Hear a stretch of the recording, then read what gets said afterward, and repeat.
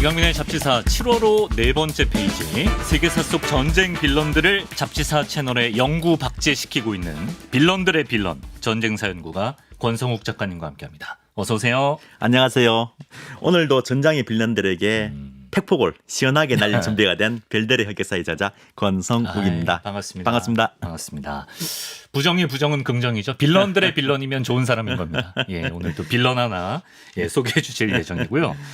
저희 예전에 김형준 기자와 그 밀리터리 콘텐츠도 했습니다만, 이제 작가님 같은 그 전쟁사 덕후들은 무기, 탱크 이런 전투 장비에도 당연히 관심 많으실 것 같은데, 개인적으로 권성욱 작가님은 어떤 전투 장비 가장 좋아하시나요? 정말 오늘 눈이 반짝반짝 깨지는 주제인데요. 예. 저는 2차 세계대전 전차를 좋아하는데 조금 취향이 독특합니다. 예. 밀특 세계에서는 독일의 티거 중전차, 미국의 서면 전차, 소련의 T-34 전차가 제일 유명한데요. 예. 저는 오히려 세상 주목 못 받는 좀 무명 전차들을 좀 좋아합니다. 예, 가령 그 중에서 체이라고 하면 예. 이탈리아군의 그 주력 전차였던 M13 40 전차가 있는데요. 원래 전차라는 게 예. 굉장히 좀 우락부락하고 좀 무시무시한 무기죠. 예, 그렇죠. 예. 전쟁하는 무기니까요. 예. 근데 이 전차는 덩치도 좀 아담하고 귀여운데요. 예. 좀 앙증맞죠. 예. 별명이 달리는 철간 정거리 깡통이었습니다. 정글의 깡통. 왜냐하면 예. 허구헌날 고장나고 싸움터에서는 적군에게 샌드백처럼 얻어맞는 신세였죠. 아, 그래요? 게임에서 흔히 말하는 송사리, 잡몸인데요. 성능이 신통치 않았던 탓도 있지만 예. 그보다는 이탈리아군의 숙련도가 굉장히 낮고 훈련이 부족했던 게 더 큰 이유였습니다. 주인을 잘못 만난 비운의 전차랄까요? 저는 그래서 더 애정이 가지만요. 능력을 온전히 발휘 못했기 때문에 마음이 그렇죠. 더 가는군요. 예. 그럼 전쟁사에서 그러면 소위 장비빨이라고 하죠. 예. 혹시 무기로 판세를 완전히 뒤집어버린 전쟁도 있을 것 같은데 혹시 소개해 주실 만한 게 있을까요? 그런 강력한 무기로 열세를 뒤엎고 어떤 승리한 대표적인 사례를 한다면 1898년 수단에서 영국군과 현지 아랍군 사이에 벌어진 옴두르만 전투가 있습니다. 영국군은 아랍 군대의 절반에 불과했는데요. 그 대신에 속사포와 그 맥심 기관총 같은 최신 무기로 무장을 했습니다. 예.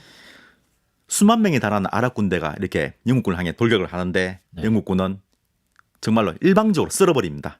영국군 사상자는 불과 50명이 죽었는데 아랍 군대는 무려 2만 5천 명이 죽거나 다쳤습니다. 이게 말이 되나? 스포츠로 치면 완전히 콜드 게임이었죠. 네, 그러네, 진짜. 하지만 19세기 이런 식민지 전쟁을 제외하고 강력한 무기 하나로 전쟁의 승패를 좌우하는 경우는 의외로 흔치는 않습니다. 아, 그렇습니까? 베트남 전쟁, 소련의 아프간 침공, 요즘 우크라이나 전쟁처럼 우수한 무기를 가진 강대국이 오히려 고전하죠. 무기가 빈약한 약속을 상대로 고전하는 예도 드물지 않은데요. 왜냐하면 전쟁은 기계가 아니라 사람이 하는 것이기 때문입니다. 아무리 좋은 무기가 있어도 그것을 제대로 활용하지 못하거나 무능한 장군이 지휘한다면 결코 이길 수 없다는 얘기죠. 우리가 명심해야 될 역사라고 생각합니다. 그러네요. 그러니까 전쟁은 결국 사람이 하는 거다는 그렇죠. 현대전에도 통하는 말이다. 네. 좋습니다.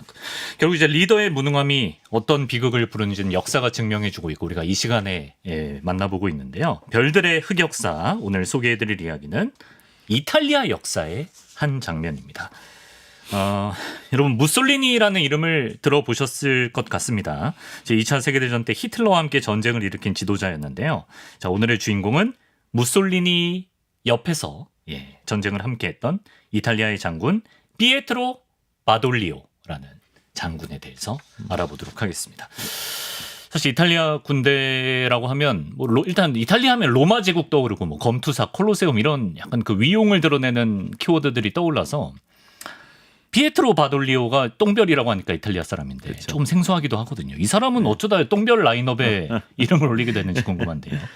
네, 그렇죠. 이탈리아 하면은 제일 먼저 떠오르는 게 로마 제국, 콜로세움, 검투사 이런 게 있죠.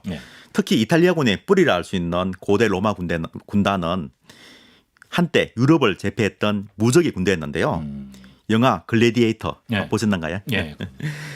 이 영화 초반에 로마 병사들과 게르만 야만족들 간의 전투를 보면 전성기 시절에 로마 군단의 무시무시한 포스가 막 와닿죠. 예. 또 중세 시절에는 저 베네치아, 이탈리아 북부에 있는 도시입니다. 네. 이 베네치아가 막강한 해군력으로 지중해에서 거대한 해상 제국을 건설한 적도 있습니다. 네. 오스만 제국의 침략에서 유럽을 지키는 방패 역할을 했었죠.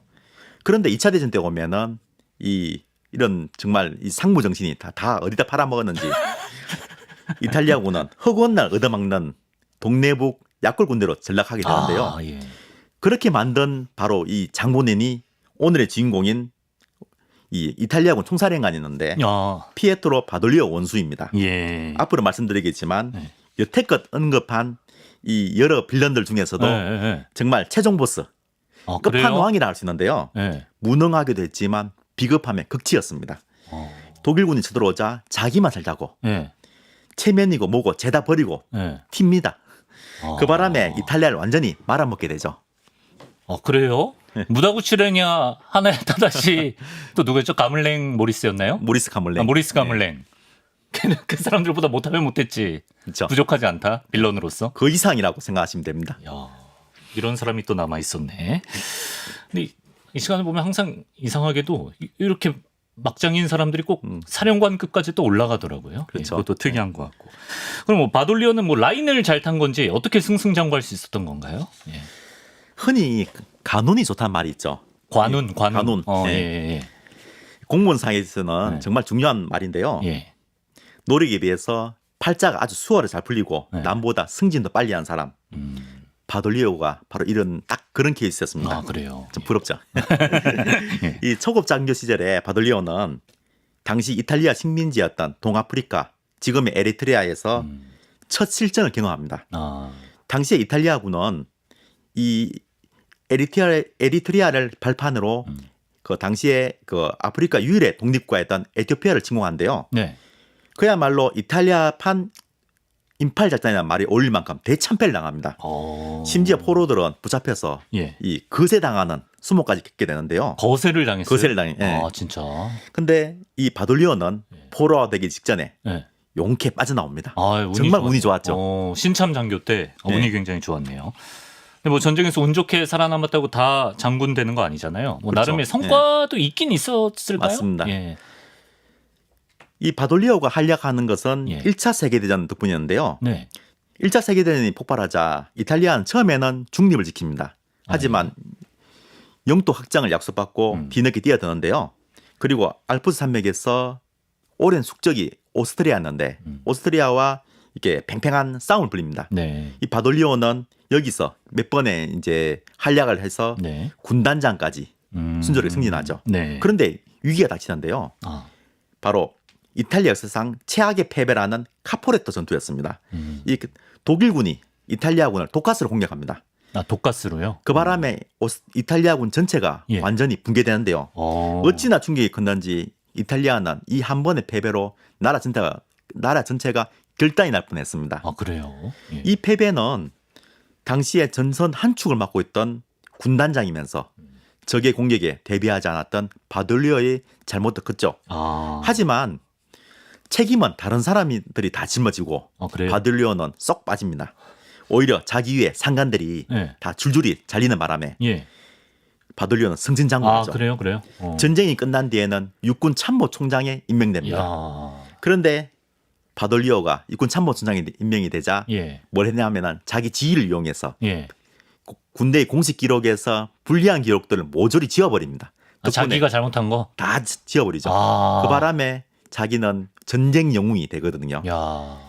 역시 똥별 답답한가요? 범상치 않네요. 예. 그래도 여기까지는 막 그저 그렇다고 그저 그런 장군이라 할 수 있다면은 이제부터가 예. 진짜 빌런으로서의 길을 걷게 되는데요. 예.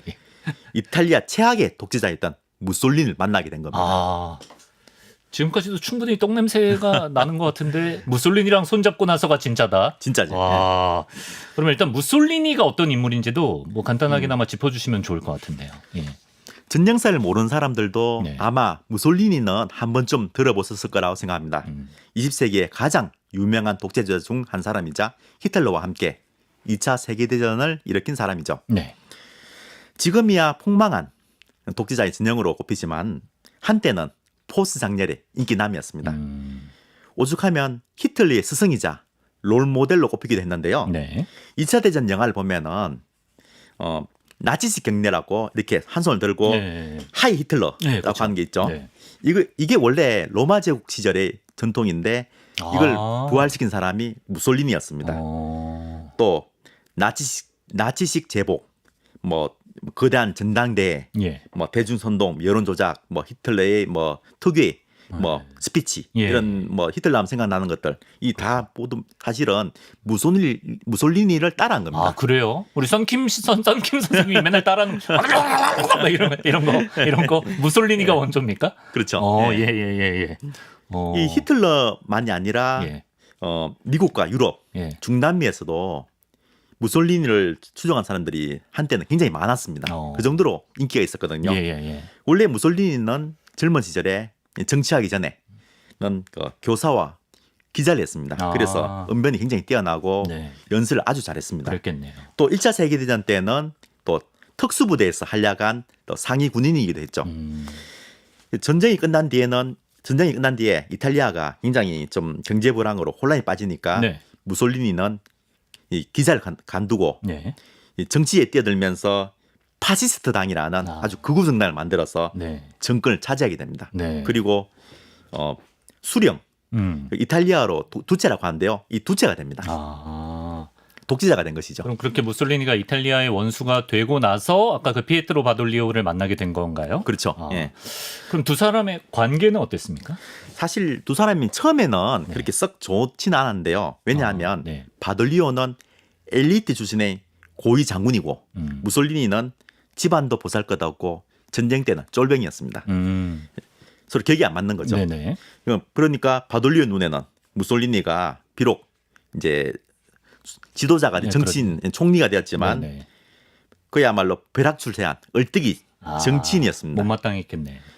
반대로 무솔리니 또한 자기가 언론 시절에는 네. 이탈리아 장군들 똥배리를 하면서 굉장히 싫어했거든요. 예. 비판하고. 예. 하지만 이제 권력을 잡게 되니까 무솔리니는 처음에는 굉장히 지지 기반이 약했습니다. 그러다 보니까 군대의 수장인 네. 바돌리오의 협조가 필요했죠. 그래서 바돌리오의 비를 맞추기 위해서 원수로 승진도 시켜주고 총사령관 임명합니다. 그래서 협력하는 관계가 됩니다. 예. 이렇게 독재자가 된 무솔리니가 한 일은 로마 제국을 부활하겠다면서 자기가 그러면서 2차 세계대전에 뛰어듭니다. 히틀러 손을 잡고요. 바로 그리고 그 선봉장에 선 사람이 바로 오늘의 주인공인 바돌리오였죠. 그렇게 되는구나 관계가. 그러니까 서로 약간 출세를 위해서 서로를 이용하는 공생관계 느낌도 나는 것 같고요. 그럼 이제 무솔리니가 기대한 만큼 바돌리오가 전쟁을 잘 이끄나요? 어떻습니까? 이 바돌리오가 큰 소리 난가쳤는데 예. 현실은 시궁창이었더라고요. 첫 번째 상대가 당시 아프리카의 그 유일한 독립국가였던 에티오피아였습니다. 예. 지금은 굉장히 못 살고 에티오피아 하면 생각나는 게 기아 그런 거지 않습니까? 그렇죠. 예. 근데 이 에티오피아가 사실은 굉장히 만만찮은 나라였습니다. 예전에 이탈리아군을 한번 꺾은 적도 있었죠. 예. 이 구식 소총과 무기는 굉장히 빈약했습니다. 뭐 창칼로 무장한 이런 구식 군대였지만은 네네. 굉장히 용맹한 군대였습니다. 바돌리오는 그런 에티오피아 군을 상대로 몇 번이나 깨지게 됩니다. 진짜. 결국에는 국제법에서 당시에 금지하고 있는 독가스를 사용해서 겨우겨우 이기게 되죠. 정말요? 예. 창칼로 무장을 했는데 에티오피아는 그렇죠. 그걸 못 이겨서 그걸 못 이겨서 독가스까지 썼다. 예. 그래서 굉장히 욕을 먹게 되지만 어쨌든 이기긴 이겼습니다. 예. 그 다음에 상대가 유럽의 제일 작은 그 최약소국인 알바니아입니다. 네. 이 알바니아를 침공했는데 이게 침공에 투입된 전사들이 전투는 거의 없었는데도 전투가 아니라 행군하다가 죄다 퍼져버립니다. 그래요? 예. 그 다음에 스페인 내전에서도 예. 굉장히 많은 돈과 물자를 써서 겨우겨우 이기긴 이겼는데 네. 실속은 없었죠. 오히려 이렇게 자꾸 전쟁만 하고 결과가 좋지 않다 보니까 이탈리아군은 여러 열강 중에서도 최약체가 됩니다. 예. 그런데 진짜 본격적인 이제부터인데요. 예. 히틀러가 프랑스를 침공합니다. 네. 무솔리니는 이제 히틀러가 거의 이길 때까지 기다렸다가 예. 막판에 숟가락을 한번 얹어보겠다고 예. 뒤늦게 끼어들게 되는데요. 예. 바돌리오는 사실 반대를 합니다. 자기 이탈리아군이 전쟁 준비가 되지 않았다는 이유로 네. 이 지금은 끼어들 때가 아니다. 이렇게 반대하지만은 무솔리니가 무조건 싸우라고 이 고집을 부린 바람에 네. 마지못해 이제 침공을 하게 됩니다. 그래요. 결과는 정말 다 죽어가는 프랑스군한테 이탈리아군은 깨지게 되죠. 저요? 다 죽어가는 프랑스한테 죽어가는데, 저요? 네. 망신만 당합니다. 그 다음 상대가 또 그리스였는데 예. 그리스군한테 대판 깨지죠. 어. 또 북아프리카에 이집트를 침공했다가 예. 이탈리아군 15만 명이 예. 영국군 2만 명을 못 이겼어. 완전히 괴멸합니다. 또죠. 예. 15만 명 중에서 10만 명 이상이 포로가 되죠. 야. 이렇게 연전연필 거듭하다 보니 네. 이탈리아는 완전히 폭망이 몰리게 되는데요. 그러네요. 예. 이 순간 나타난 구세주가 히틀러였죠. 아, 히틀러가 도와주나요? 예. 예. 히틀러가 사막의 여우 하다 보다 못해서 사막의 여우 그 롬멜 장군 롬멜 아시죠? 장군. 예. 롬멜 장군을 보내서 무솔리니를 구하게 됩니다. 아. 그렇지만 무솔리니는 이 싸웠다 하면 깨지다 보니 예. 완전히 꿈과 희망도 잃어버리게 되는데요. 예. 좌절하게 됩니다. 예. 그래서 이제 이때부터는 그냥 히틀러가 시키는 대로 하는 꼭두가시로 전락하게 됩니다. 아, 가불관계처럼 됐네요. 그렇죠. 야. 아, 뭐 숟가락 얻는 것도 제대로 못하고. 그렇죠. 뭐 다 죽어가는 프랑스한테 졌죠. 그리스한테 졌죠. 이집트에서 영국한테 괴멸당했죠. 뭐 전쟁만 했다 하면 지금 지는 이탈리아군인데 이탈리아군 왜 이렇게 약했던 거예요? 예. 이탈리아군을 놓고 네. 이런 유머가 있는데요. 유머요? 예. 이탈리아군의 전쟁 원칙. 첫째, 절대 이길 수 없는 상대에게는 어떤 일이 있어도 싸움을 걸지 않는다. 현명하죠. 그렇죠. 예. 두 번째, 약해진 상대에게는 기꺼이 싸운다. 하지만 결과는 참패. 세 번째, 네. 만만한 한 상대에게도 싸운다. 하지만 이번에도 참패. 참패. 네 번째, 절대로 질 수 없는 상대. 하지만 고전은 면치 못한다. 자기보다 약한 상대만 골라서 동네 양아치처럼 싸움은 걸지만 실속이 없어. 제대로 이긴 적이 없었다는 얘기죠. 그러네요, 진짜. 예. 이렇게 무솔리니가 하도 사고만 치다 보니 히틀러조차도 골칫거리라면서 참 고민이 많았죠. 예.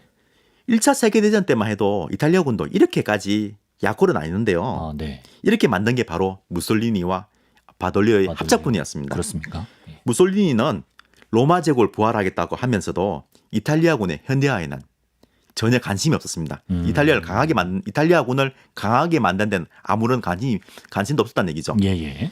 왜냐하면 무솔리니가 원하는 건 승리지. 네. 그 승리에 필요한 군대는 아니었다는 얘기입니다. 바돌리오도 똑같았는데요. 무솔리니에게 아첨할 생각만 하고 네. 이탈리아군을 강하게 하는 데는 아무런 노력도 하지 않았습니다. 예. 무기는 구식이고 병사들은 형식적인 훈련만 받았죠. 그럼 히틀러는 어땠을까요? 뛰어난 장군들을 기용하고 최신 무기 개발에도 열을 올렸죠. 그래서 독일군은 세계 최강의 군대가 될 수 있었습니다. 네. 무솔리니랑 바돌리오는 내실은 신경 안 쓰고 그냥 야망만 컸던 그렇죠. 사람들인 네. 것 같은데요. 근데 이 사람들이 이제 전후의 패배의 원인이라도 제대로 분석이라도 했다면 지금 한국의 잡지사에서 똥별 소리 듣고 있지는 않았을 네. 것 같은데 바돌리오와 무솔리니는 오히려 서로 상대 탓으로 돌리기 바빴다면서요. 그렇죠. 네. 잘 나갈 때는 모르는데 네. 원래 이게 잘 안 될 때 전쟁에서 지니까 둘 사이도 나빠지게 됩니다. 자기 잘못은 하나도 인정하지 않으면서 서로 남 탓 시전만 하죠. 바돌리오는 무솔리니가 전쟁을 하나도 모르면서 계속 무모한 싸움만 벌인다고 불평하고 예. 무솔리니는 바돌리오가 다 무능해서 네. 싸움에 진 거라고 분노합니다.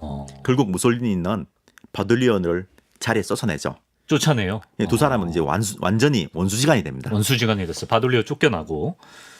근데 얼마 안 가 무솔리니도 쫓겨나게 되는 상황이 발생한다면서요? 미국이 연합군으로 참전하고 네. 독일도 전세가 이제 불리해지죠. 이탈리아는 완전히 궁지에 몰리게 됩니다. 예. 1943년 7월 연합군이 이탈리아 남부 시칠리아에 상륙합니다. 네. 나라가 이제 전쟁터가 된 거죠. 예. 이제 모든 비난의 화살은 무솔리니에게 쏠리게 됩니다. 아, 네. 이탈리아 지도자들은 쿠데타를 일으켜서 무솔리니를 쫓아내고는 감금을 합니다. 의외로 무솔리니는 아무 저항도 하지 않고 순순히 받아들이는데요. 완전히 이때쯤에 오면은 이제 의욕을 완전히 상실해서 그러네, 진짜. 뭐 마음대로 해라 이렇게 되거든요. 정말 20년이 넘도록 철권 통치한 독자치고는 너무 허망한 말로였죠. 그러네요. 예. 그 뒤를 이어서 새로운 이탈리아의 지도자가 된 사람이 다름 아닌 이 바돌리오였습니다. 두 사람의 처지가 180도가 바뀐 거죠. 무솔리니의 뒤를 이어 총리가 된 게 바돌리오인 거예요? 그렇죠. 예. 진짜 인생 모르네. 사람 일 모르네요, 진짜.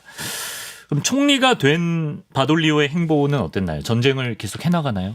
바돌리오는 말로는 네. 히틀러와 함께 연합군과 계속 싸우겠다. 무솔리니처럼 이렇게 큰 소리를 칩니다. 하지만 그 뒤로는 연합군과 비밀 협상을 하는데요. 아, 어떻게 하느냐? 예. 바돌리오는 연합군에게 무솔리니를 넘겨줄 테니 그 대신에 우리는 그냥 없었던 일을 해달라. 이렇게 자기들은 쏙 빠지려고 합니다. 무솔리니를 넘길 테니까 네. 봐달라. 그렇죠. 예, 예. 정말 비겁하고 치졸하죠. 예.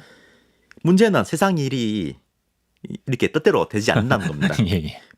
무솔리니는 쫓겨나기 직전에 이런 말 남겼는데요. 네. 히틀러가 결단코 우리를 이렇게 순순히 놓아주지 않을 것이다.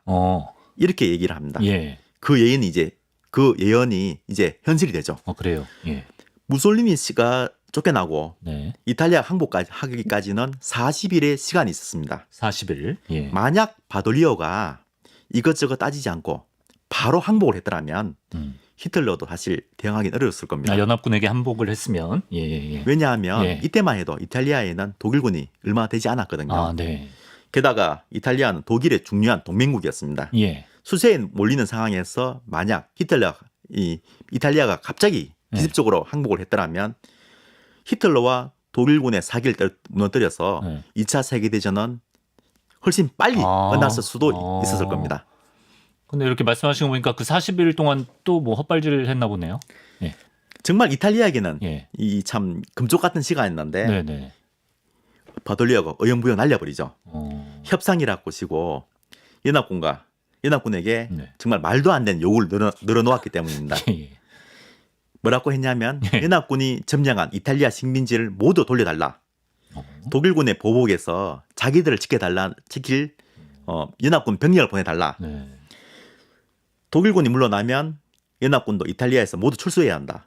전범 처벌은 우리가 다 알아서 하겠다. 예. 연합군 입장에서는 기도 안 차를 그럴 정말 입장이 아닌데. 말도 안 되는 예, 요구였죠. 그쵸, 예. 당연히 거절했습니다. 예. 심지어 이런 일도 있었는데요. 연합군 특사가 목숨을 걸고 이 바돌리오를 만나기 위해서 로마에 잠입합니다. 그런데 바돌리오는 아주 태평스럽게 예. 그 특사를 만나기 위해서 만난 자리에서 목욕 가운 차림으로 나오는데요. 예, 중요한 자리인데. 그 꼴을 본 부하가 예. 하도 어이가 없어서 예. 당신은 원수고 이탈리아 총리입니다. 채통을 지키세요. 그렇게 얘기하니까 예. 바돌리오가 그제야 제복을 입고 갈아 나옵니다. 이런 사람이 이탈리아군 총사령관이었으니까 이탈리아군이 맨날 싸웠다 하면 깨질 지는 수밖에 거죠. 없었던 거죠. 예. 상황 파악을 못하네 지금 이분이. 그 궁금한 게 히틀러는 그럼 바돌리오의 이런 그림 속내를 그 눈치를 못 챘나요? 히틀러가 어떤 사람인가요? 쳤을 것 같아. 무솔리니보다 훨씬 잔인하고 냉혹한 사람이죠. 예.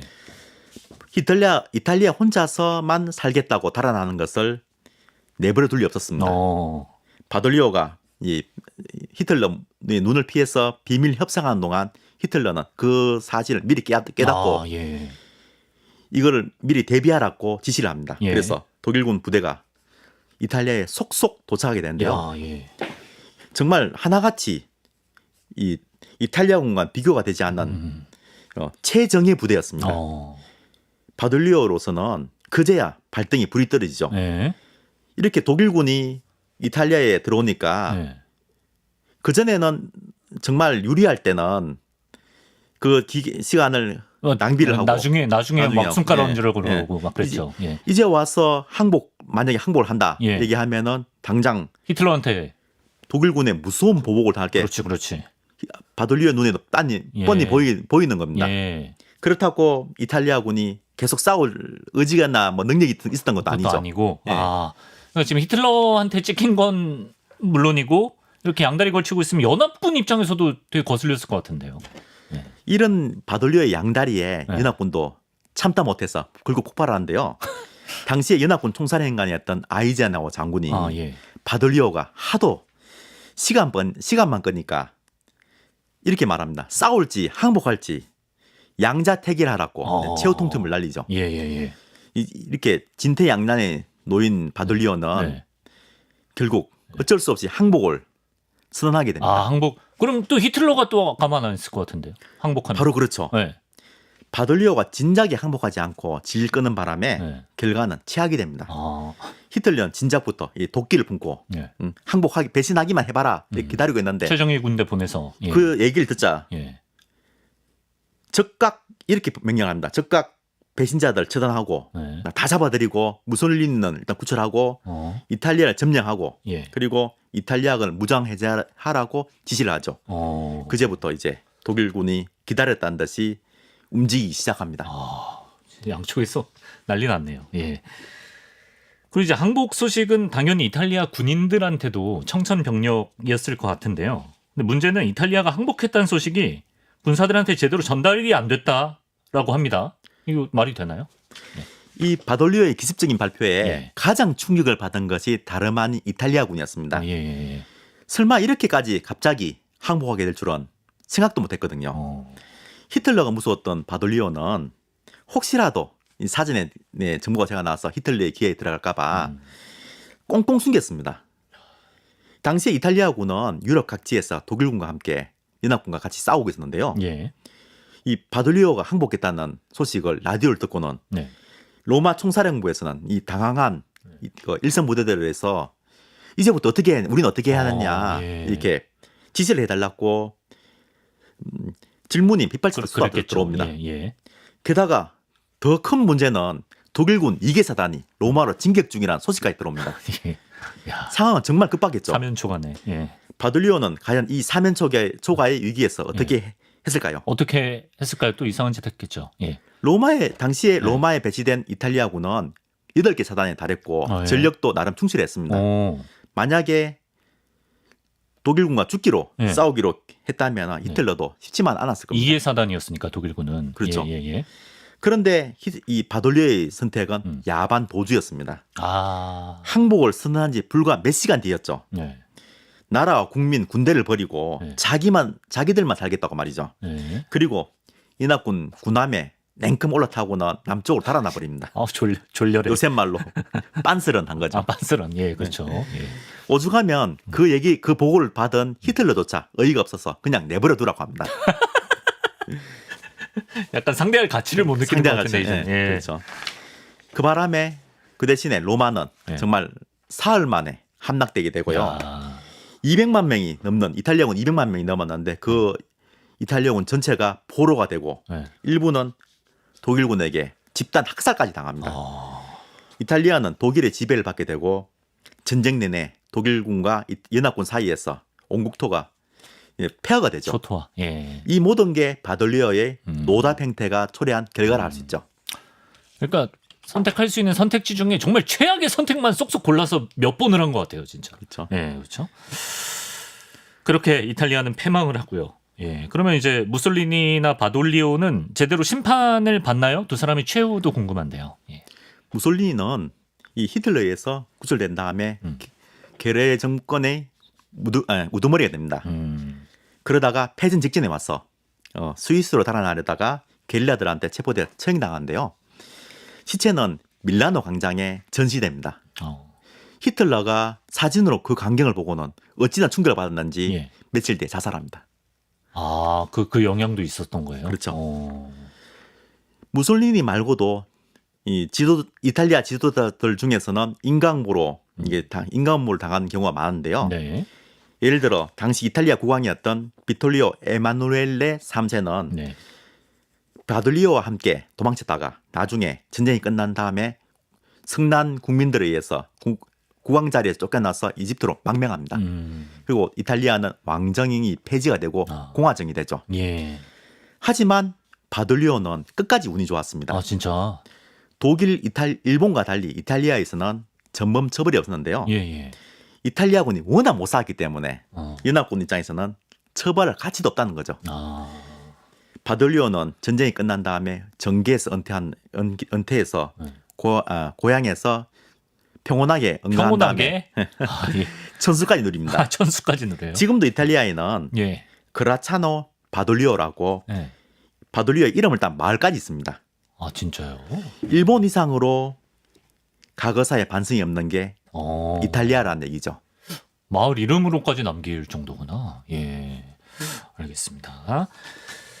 자, 이렇게 별들의 흑역사, 무능한 장군들의 이야기를 오늘까지 4편에 걸쳐서 해봤는데요. 이제 마치면서 작가님께서 이제 똥별들의 행태를 쭉 이제 연구하시면서 이제 곱씹어 보셨을 거 아닙니까? 그러면서 이제 명장에 필요한 자질은 뭐라고 생각하시는지 생각이 궁금합니다. 우리는 흔히 명장이라고 하면 보통 사람과 다른 아주 천재적인 재능을 가진 장군을 떠올리죠. 네. 물론 전쟁사에도 그런 사람도 있습니다. 하지만 명장과 똥별의 진정한 차이점은 네. 남다른 천재성이 아니라 책임감이 있다고 생각합니다. 책임감. 자신의 두 어깨에 놓인 책임의 무게가 얼마나 무거운지 똑똑히 아는 사람이 진짜 명장이 아닐까요? 무다구치 레냐, 모리스 가몰랭, 하나야 타다시, 그리고 오늘의 주인공인 피에트로 바돌리오까지 4명의 장군 모두 자기 영달과 출세에만 관심이 있었을 뿐 그 지에 맞는 책임감만 찾아볼 수 없었던 사람들입니다. 예. 이기면 내공이고 지면 남 탓이었죠. 예, 그렇죠. 특히 바돌리오는 국난 위기에서 비겁하게 자기만 살자고 도망친 추태까지 부렸습니다. 그러네요. 이들은 적군보다 무서운 아군이자 전장의 빌런이었죠. 그리고 이런 무책임한 장군들을 걸러내기는커녕 높은 지위와 절대 권력을 맡긴 조직에 가장 큰 잘못이 있었다고 해야 할 것입니다. 예. 별들의 흑역사를 통해서 대한민국 국군의 간부들께서도 진정한 지휘관의 덕목이 무엇인지 자아 성찰할 기회가 되었으면 하는 바람입니다. 아, 예. 그렇습니다. 별들의 흑역사를 통해서 진짜 리더란 무엇인가 다시 한번 생각해보는 그런 계기가 됐던 것 같고, 이제 오늘은 이탈리아의 몰락을 불러온 똥별 피에트로 바돌리오 장군 이야기를 나눠봤습니다. 지금까지 권성욱 작가님과 함께했습니다. 울산에서 이렇게 먼 걸음에서 좋은 말씀해 주셔서 다시 한번 감사드리고요. 작가님 말씀 고맙습니다. 네, 감사합니다.